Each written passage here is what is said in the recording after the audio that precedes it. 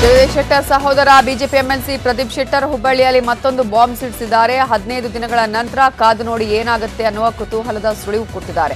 ನನ್ನ ಹೇಳಿಕೆ ನಂತರ ಪಕ್ಷದ ಕೆಲ ನಾಯಕರು ನನ್ನ ಜೊತೆ ಮಾತನಾಡಿದ್ದಾರೆ. ಜಿಲ್ಲಾಧ್ಯಕ್ಷರ ಖಂಡನೀಯ ಪತ್ರ ಅವರು ಬರೆದದ್ದಲ್ಲ, ಬದಲಾಗಿ ಅವರ ಕಡೆಯಿಂದ ಯಾರೋ ಬರೆಸಿದ್ದಾರೆ ಅಂತ ಹೇಳಿದರು.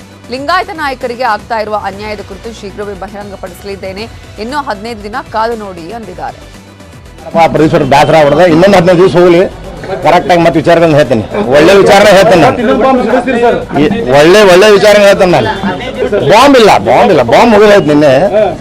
ಒಟ್ಟ ನೋಡ್ರಿ, ಲಿಂಗಾಯತರಿಗೆ ಪ್ರಿಫರೆನ್ಸ್ ಕೊಡ್ತಾರ ನಾಳೆ ಮ್ಯಾಲಿನ ನಾಯಕರೆಲ್ಲ ನೋಡಿ ಒಳ್ಳೇದಾಗುತ್ತೆ ನಮ್ಮ ಪಾರ್ಟಿ. ನೋಡ್ರಿ,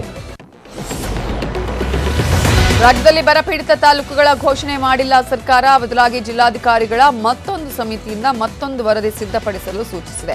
ಇನ್ನೊಂದು ವಾರದಲ್ಲಿ ವರದಿ ನೀಡುವಂತೆ ಹೇಳಿದೆ. ಜಂಟಿ ಸಮಿತಿಯ ವರದಿ ಬಂದ ಬಳಿಕ ಬರಪೀಡಿತ ತಾಲೂಕುಗಳ ಘೋಷಣೆ ಮಾಡಲಾಗುವುದು ಅಂತ ಕಂದಾಯ ಸಚಿವ ಕೃಷ್ಣ ಬೈರೇಗೌಡ ಹೇಳಿದ್ದಾರೆ. ಇನ್ನು ಬರಪೀಡಿತ ತಾಲೂಕುಗಳಲ್ಲಿ 10 ಕೆಜಿ ಅಕ್ಕಿ ಪೂರೈಸುತ್ತೇವೆ ಅಂತ ಆಹಾರ ಸಚಿವ ಕೆಎಚ್ ಮುನಿಯಪ್ಪ ಹೇಳಿದ್ದಾರೆ. ಪ್ರಮುಖವಾಗಿ ರಾಜ್ಯದ ಅನೇಕ ಭಾಗಗಳಲ್ಲಿ ಬರದ ಪರಿಸ್ಥಿತಿ ತಲೆದೋರಿದೆ. ಕರ್ನಾಟಕದಲ್ಲಿ ಆಗಬೇಕಾಗಿದ್ದಂಥ ವಾಡಿಕೆ ಮಳೆಗೆ ಹೋಲಿಸಿದಾಗ ಇವತ್ತು 26% ಮಳೆ ಕೊರತೆ ರಾಜ್ಯದಲ್ಲಿ ಇದೆ. ಸೊ ಬೆಳೆ ಸಮೀಕ್ಷೆ ಮಾಡಲಿಕ್ಕೆ 10 ದಿನಗಳ ಅವಕಾಶವನ್ನ ಕೊಟ್ಟು ನಾವು ಎಲ್ಲ ಜಿಲ್ಲೆಗಳಿಗೆ 113 ತಾಲೂಕಿನಲ್ಲಿ ಗ್ರೌಂಡ್ ಟ್ರೂತಿಂಗ್ ಮಾಡಲಿಕ್ಕೆ ಸೂಚನೆಯನ್ನ ಕೊಟ್ಟಿದ್ವಿ.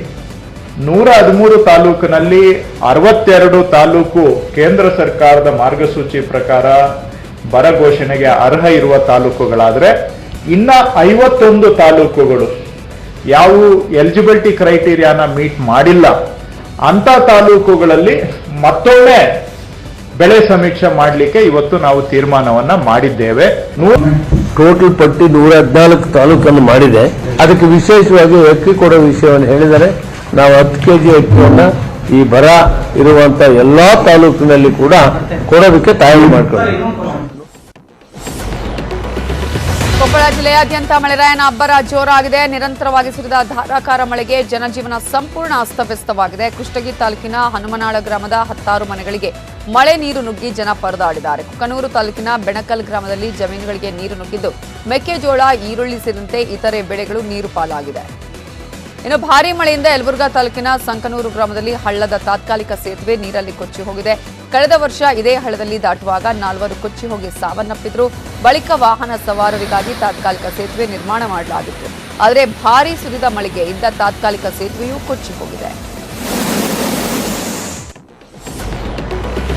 ಕಲಬುರಗಿ ಜಿಲ್ಲೆಯ ಸೇಡಂ ಪಟ್ಟಣದಲ್ಲಿ ಸುರಿದ ಭಾರೀ ಮಳೆಗೆ ಸೇಡಂ ಪೊಲೀಸ್ ಠಾಣೆ ಜಲಾವೃತವಾಗಿತ್ತು. ಪೊಲೀಸ್ ಠಾಣೆಯಲ್ಲಿ 2 ಅಡಿಗೂ ಅಧಿಕ ನೀರು ನುಗ್ಗಿದ್ದು ಪೀಠೋಪಕರಣ ಹಾಗೂ ದಾಖಲೆಗಳು ನೀರು ಪಾಲಾಗಿದೆ.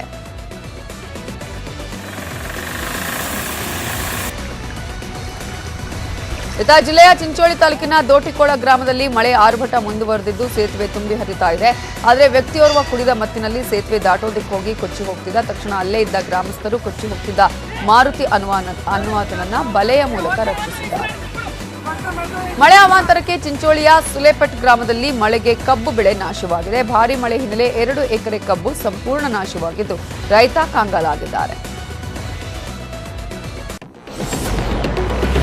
ಹಾವೇರಿಯಲ್ಲಿ ಮಳೆ ಕೊರತೆ ಹಿನ್ನೆಲೆಯಲ್ಲಿ ಹೋಮ ಹವನ ಮಾಡಲಾಯಿತು. ಜಿಲ್ಲೆಯ ಹಿರೇಕೆರೂರು ತಾಲೂಕಿನ ಹುಲ್ಲತ್ತಿ ಗ್ರಾಮಸ್ಥರು ಮಳೆಗಾಗಿ ಆಂಜನೇಯ ಸ್ವಾಮಿ ದೇವಸ್ಥಾನದಲ್ಲಿ ಇಂದ್ರ ಹೋಮ ಮಾಡಿಸಿದ್ರು.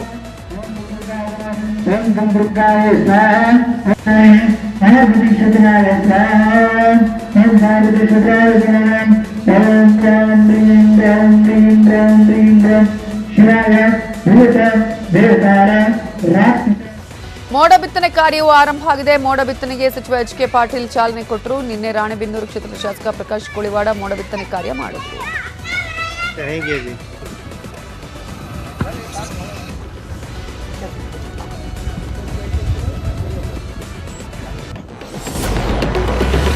ರಾಮನಗರದಿಂದ ಕನಕಪುರಕ್ಕೆ ಮೆಡಿಕಲ್ ಕಾಲೇಜ್ ಶಿಫ್ಟ್ ವಿಚಾರಕ್ಕೆ ಸಂಬಂಧಪಟ್ಟ ಹಾಗೆ ಸಿಎಂ ಸಿದ್ದರಾಮಯ್ಯ ಅವರನ್ನ ಸಮಿತಿ ಹೋರಾಟಗಾರರು ಭೇಟಿ ಮಾಡಿದರು. ಈ ವೇಳೆ ಕೆಂಗಲ್ ಹನುಮಂತಯ್ಯ ಮೆಡಿಕಲ್ ಕಾಲೇಜು ಹೋರಾಟ ಸಮಿತಿ ಸದಸ್ಯರು ರಾಮನಗರದಲ್ಲಿ ಮೆಡಿಕಲ್ ಕಾಲೇಜ್ ಉಳಿಸಲು ಮನವಿ ಮಾಡಿದ್ದಾರೆ.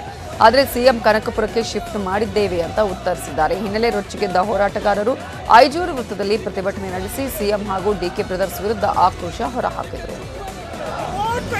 ಮುಖ್ಯಮಂತ್ರಿಗಳು ಹೇಳ್ತಾರೆ ರಾಮನಗರದಿಂದ 20 ಕಿಲೋಮೀಟರ್ ಕನಕಪುರ ಇದೆ. ಕನಕಪುರಕ್ಕೆ ಹೋದ್ರೆ ಏನಾಯ್ತದೆ, ಅಲ್ಲೇ ಬಸ್ಸಲ್ಲಿ ಓಡಾಡ್ಕೊಂಡು ನೋಡ್ಕೊಬರ್ಬೋದು, ಅಲ್ಲೂ ಡೆವಲಪ್ ಆಗಲಿ. ಈಗಾಗಲೇ ರಾಮನಗರದಿಂದ ಕನಕಪುರ ಶಿಫ್ಟ್ ಆಗಿದೆ. ಯಾವುದೇ ಕಾರಣಕ್ಕೂ ನಾವು ರಾಮನಗರಕ್ಕೆ ಶಿಫ್ಟ್ ಮಾಡೋಕ್ಕೆ ಕೊಡಲ್ಲ. ಕನಕಪುರನೂ ಅನುಕೂಲ ಆಗಲಿ, ಕನಕಪುರನೂ ಡೆವಲಪ್ ಆಗಲಿ ಅಂತ ಹೇಳ್ತಾರೆ. ಮುಖ್ಯಮಂತ್ರಿಗೆ ನಾವು ಒಂದು ಮನವಿ ಮಾಡ್ಕೊಂಡಿದ್ದು ಇಷ್ಟೇ, ನಮ್ಮ ರಾಮನಗರದಲ್ಲಿ ಆಗಿರೋದನ್ನ ತಗೊಂಡೋಗೋಕ್ಕೆ ಮುಖ್ಯಮಂತ್ರಿಗಳು ಯಾವುದೇ ಕಾರಣಕ್ಕೂ ಈ ಕೆಲಸ ಮಾಡೋಕ್ಕೆ ಹೋಗ್ಬಾರ್ದು. ಯಾರೋ ಒಬ್ಬರು ಆಸೆ ಪಡ್ಸೋಕ್ಕೆ ಕನಕಪುರದವ್ರಿಗೆ ಒಬ್ರಿಗೆ ತೃಪ್ತಿ ಮಾಡೋಕ್ಕೋಸ್ಕರ ನಮ್ಮ 3 ತಾಲೂಕು ಇರ್ಬೋದು, ಮಂಡ್ಯ ಇರ್ಬೋದು, ಮೈಸೂರು ಇರ್ಬೋದು, ಮತ್ತು ಮದ್ದೂರು ಇರ್ಬೋದು, ಎಲ್ಲರನ್ನೂ ಹಾಳು ಮಾಡಿದ್ರು. ರಾಮನಗರ ಜಿಲ್ಲೆಯ ಒಂದು ಕೋಲಾರದ ಶ್ರೀನಿವಾಸಪುರದ ರೋಸರನಹಳ್ಳಿ ಕ್ರಾಸ್ನ ಕೆಂಪೇಗೌಡ ಪುತ್ಥಳಿ ತೆರವು ವಿವಾದಕ್ಕೆ ಬ್ರೇಕ್ ಬಿದ್ದಿದೆ. ಜನ ರಾತ್ರೋರಾತ್ರಿ ರೋಜರ್ನಹಳ್ಳಿ ಕ್ರಾಸ್ನ ರಸ್ತೆ ಮಧ್ಯೆ ಪುತ್ಥಳಿ ಇಟ್ಟಿದ್ರು. ಈ ಹಿನ್ನೆಲೆ ಅನಧಿಕೃತ ಪುತ್ಥಳಿ ತೆರವು ಮಾಡುವಂತೆ ದಲಿತ ಸಂಘಟನೆಗಳು ಒತ್ತಾಯಿಸಿದ್ವು. ಅದರಂತೆ ಸಂಸದ ಮುನಿಸ್ವಾಮಿ, ಶಾಸಕ ವೆಂಕಟಶಿವಾರೆಡ್ಡಿ ಮಧ್ಯಸ್ಥಿಕೆಯಿಂದ ವಿವಾದ ಬಗೆಹರಿದಿದೆ. ಕೋಲಾರ ಜಿಲ್ಲೆಯ ಗಣಿಗಾರಿಕೆ ಪ್ರದೇಶದಲ್ಲಿ ರಸ್ತೆಗಳ ಪರಿಸ್ಥಿತಿ ಶೋಚನೀಯವಾಗಿದೆ. ರಸ್ತೆಯ ನಿಗದಿತ ಭಾರಕ್ಕಿಂತ ದುಪ್ಪಟ್ಟು ಭಾರದ ಟಿಪ್ಪರ್ ಲಾರಿಗಳ ಓಡಾಟದಿಂದ ರಸ್ತೆಗಳು ಹದಗೆಟ್ಟಿವೆ. ಮಾಲೂರು ತಾಲೂಕಿನ ಟೇಕಲ್ ಹೋಬಳಿಯಲ್ಲಿ ಕಲ್ಲು ಗಣಿಗಾರಿಕೆ ನಡೀತಾ ಇದೆ. ಇದರಿಂದ ಗ್ರಾಮೀಣ ಭಾಗದ ರಸ್ತೆಗಳು ಹಾಳಾಗಿದೆ ಅಂತ ಬಂಗಾರಪೇಟೆ ಶಾಸಕ ನಾರಾಯಣಸ್ವಾಮಿ ಆರೋಪಿಸಿದರು. ಮಂಗಳೂರಿನ ಹೊರವಲಯದ ಸುರತ್ಕಲ್ ಟೋಲ್ ಮತ್ತೆ ರೀಓಪನ್ ಆಗ್ತಿದೆ. ಟೋಲ್ ಪ್ಲಾಜಾ ಡೆಮಾಲಿಷ್ ಮಾಡುವ ಬದಲು ರಿಪೇರಿ ಮಾಡಲು ರಾಷ್ಟ್ರೀಯ ಹೆದ್ದಾರಿ ಪ್ರಾಧಿಕಾರ ಮುಂದಾಗಿದೆ. ಜೊತೆಗೆ ಮತ್ತೆ ಟೋಲ್ ಸಂಗ್ರಹ ಮಾಡಲು ಚಿಂತನೆ ನಡೆಸಿದೆ. ಇತ್ತ ಹೋರಾಟಗಾರರು ಸುರತ್ಕಲ್ ಮತ್ತೆ ಟೋಲ್ ಸಂಗ್ರಹವಾದರೆ ಉಗ್ರ ಹೋರಾಟ ಮಾಡೋದಾಗಿ ಎಚ್ಚರಿಕೆ ಕೊಟ್ಟಿದ್ದಾರೆ. ಚಿತ್ರದುರ್ಗ ಜಿಲ್ಲೆಯಲ್ಲಿ ಅನ್ನದಾತರಿಗೆ ಮಹಾವಂಚನೆ ಆಗ್ತಿದೆ. ಕೃಷಿ ಇಲಾಖೆಯಿಂದ ರೈತರಿಗೆ ಕೊಟ್ಟ ಸ್ಪ್ರಿಂಕ್ಲರ್ ಪೈಪ್ಗಳು 2-3 ತಿಂಗಳಿಗೆ ಬಳಕೆಗೆ ಬಾರದೆ ಪುಡಿಯಾಗಿವೆ.